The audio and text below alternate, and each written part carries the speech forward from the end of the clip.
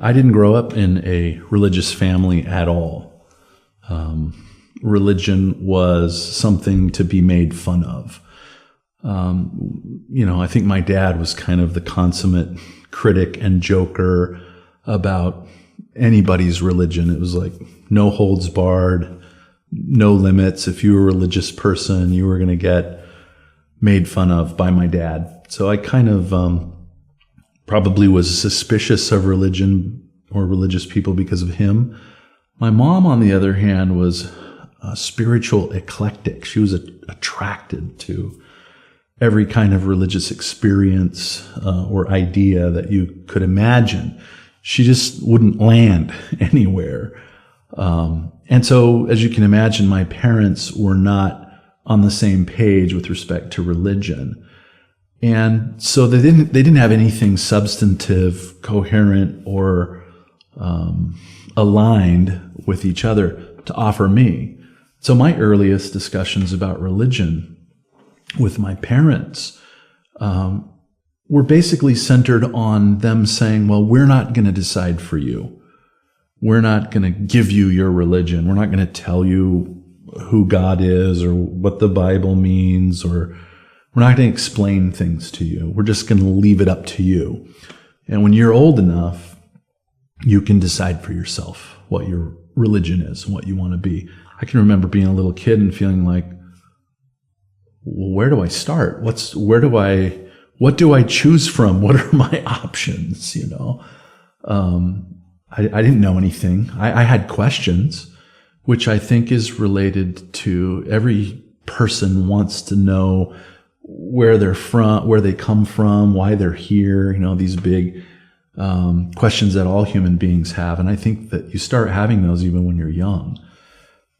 So when I would go to my parents with them, they would say, well, you figure it out when you grow up, and then you make up your own mind. And which sounds good, it sounds virtuous, but it's really kind of a way of saying, we don't know. We don't have anything to give you.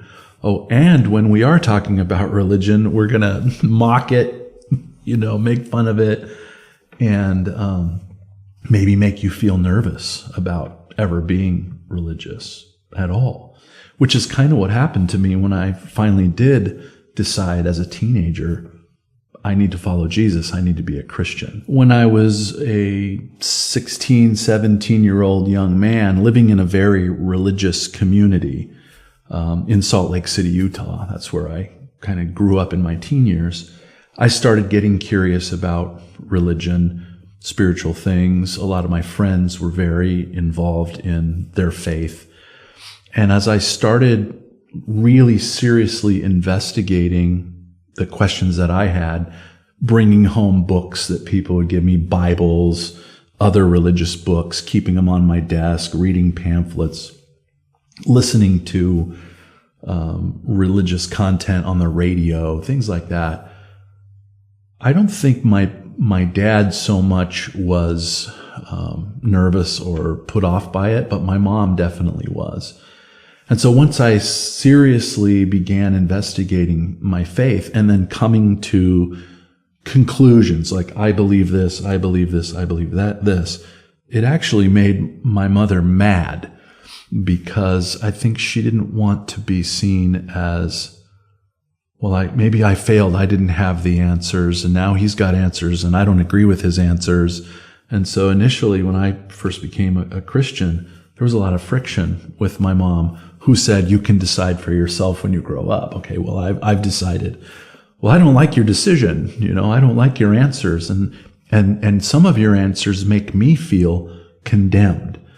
And so there was a season very shortly after I became a Christian where there was a kind of secretiveness that I had to have. In fact, my mom would come into my room in the middle of the night and steal my Bible, like dig around in my room, take my Bible and take it.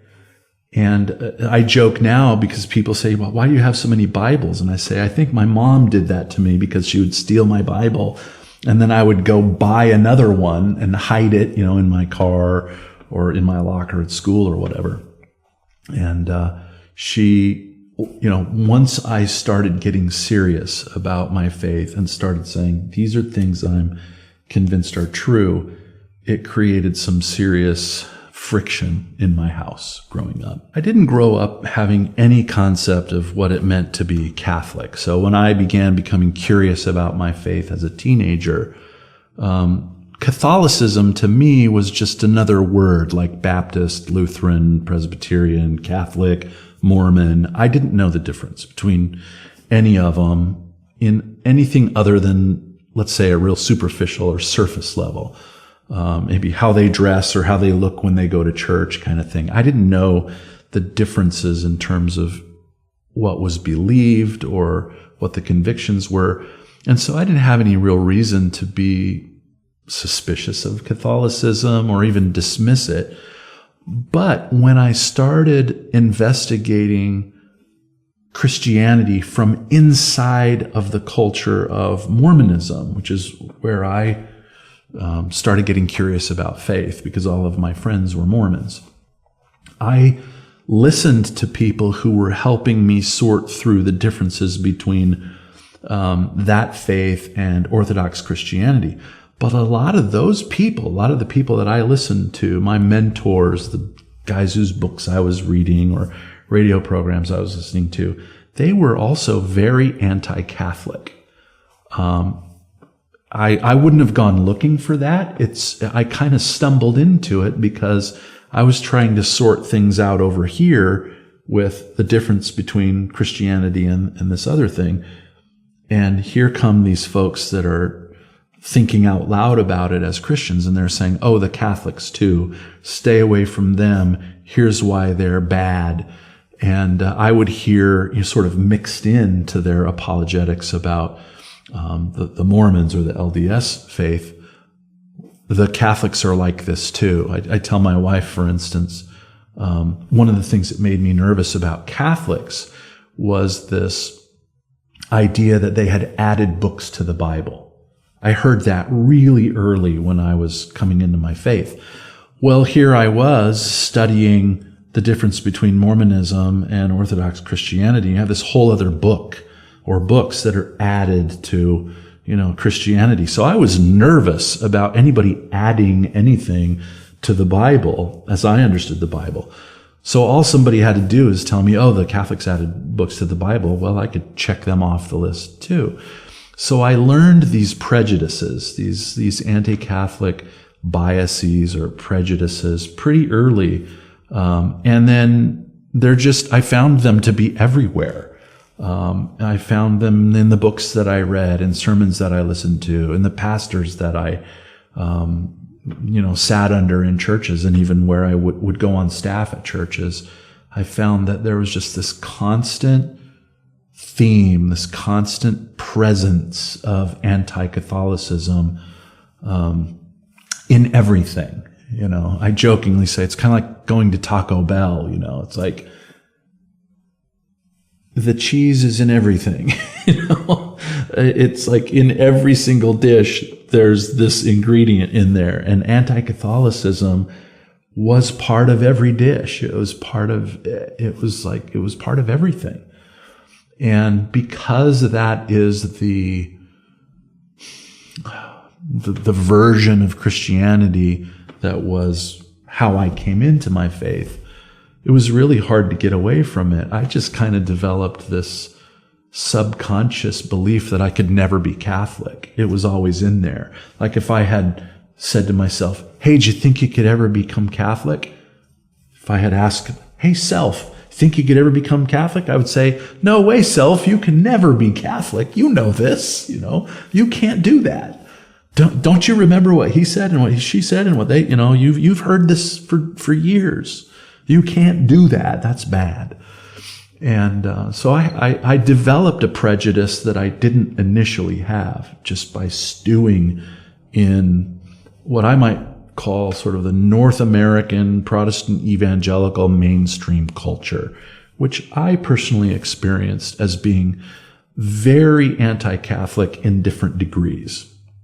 Not everybody has the same temperature in their anti-Catholicism, but I found it almost everywhere I looked. There were a few things that were helpful to me in unwinding or untangling some of that anti-Catholic bias that I initially experienced and developed, and let's say in the first couple of decades of being a Christian. I would say the first thing was just being around Catholics that took their faith seriously, because you're so often told that they don't, Catholics don't take their faith seriously. They're not real Christians. They don't really follow Jesus seriously. And it's easy to find Catholics like that. But as a guy who was a pastor for 20 years, it was easy to find people in my congregations that were like that too.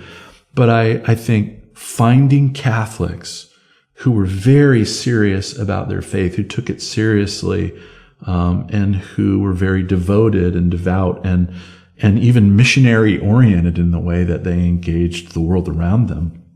I would meet most of the Catholics that I met like that were those that I encountered in pro-life work, which I did, as a pastor for a while. And they would shock me at how just serious they were about their Catholic faith and why they were doing what they were doing. Those things were locked together. And so a good Catholic makes a big difference, for a guy like me. But I think other things as well, as you study the Bible and theological ideas come flying at you from everywhere, sometimes you come up with something and you say, I don't have a place for this. My version of Protestantism and the things I'm most familiar with doesn't know what to do with this idea that I just came across, that I might see shadows of it in the Bible or even blatantly obvious ideas in the Bible about something. I say, what do I do with this? The big one for me was purgatory. I share that with everybody. The big thing with me was the judgment of the believer, in 1 Corinthians and purgatory. And I remember looking at that from a Catholic perspective and thinking, they have a shelf for this. I don't have a shelf for this. I don't know where to put this in a real coherent way that is as robust, as full, as helpful as what the Catholic Church says about it. And so you start coming up with all these things you don't have shelves for. And the Catholic Church says, oh, we got a shelf for that. Here, it's right over here. It goes like this. Oh, that makes sense, And so things start making sense. And it's kind of like the snowball effect starts happening. You're not Catholic, but you discover that the Catholics have really thought about this in a cool way, in a helpful way. And you're like, well, I'm Catholic this much. Well, now I'm Catholic this much. Well, now I'm Catholic this much. And pretty soon it's not just a theological conviction that you share with Catholics. Oh, yeah, me too, me too.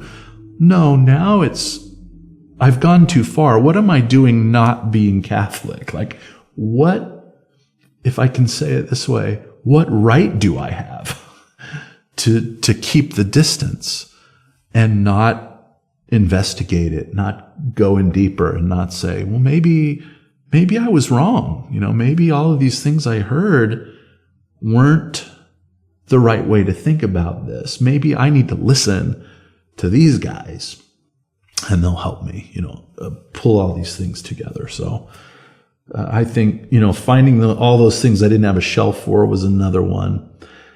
And then finding things that were so different from what I'd always believed or always been taught, that the biggest one for me was the Bible. I almost thought, well, the church comes up out of the Bible. But then learning really that the Bible emerges up out of the church over time. And that was so counterintuitive to me. But that's the way the Catholic Church has always thought about it. Like, there was a Catholic Church before there was a Bible, like you and I think about the Bible. And they were just going along being the Catholic Church, and now we have the Bible and that's part of and central to what we do too. But everything was so dependent on the Bible.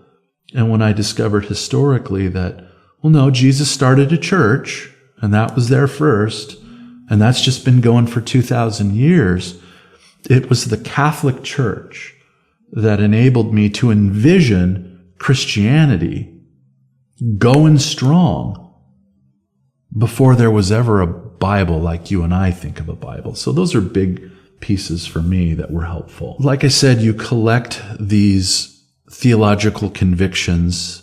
You realize that they're all branded the same way: Catholic, Catholic, Catholic, Catholic.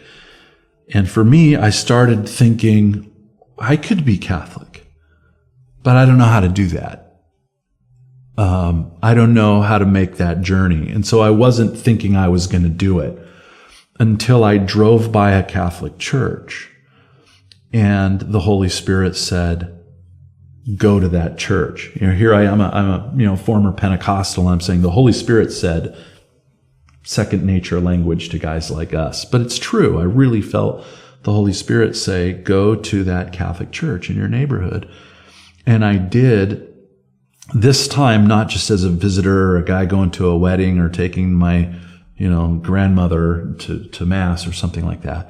It was go and listen, go and learn, go, he that has ears to hear, let him hear what the Holy Spirit is saying. And so going into a mass to listen, not to critique, going into a liturgy to absorb and discern and hear and try to take in what was happening there rather than having my guard up, my protest posture, my Protestant posture, that I had developed. Once I let my guard down and I started to listen and I let the Catholic Church speak for itself, I began to see things that were hidden in plain sight, things that were there all the time. I either refused to listen or look at them, or I didn't know how. But I let my guard down and I started going to Mass as a non-Catholic. And I'd collected all these other Catholic things, in my mind. Well, as I started participating in the liturgy, then I found in the liturgy that was the thing that made me say, well, I have to become Catholic. Like, I can't just hold Catholic convictions out here. Or I can't just be in a conversation with a Catholic and say, oh yeah, I believe in that too. No, I have to cross over out of my, I'm over here too, into, I'm with you, I'm in communion with you, I believe this with you, and I'm gonna be this with you, Catholic Church and Catholics. And the liturgy was the thing. It was kind of like the final straw for me, because it's where you experience the fullness of the visitation of Jesus with his church in the most powerful way that's possible for us now until we get to heaven, And that was what did it for me. That was what made me realize I have to be Catholic.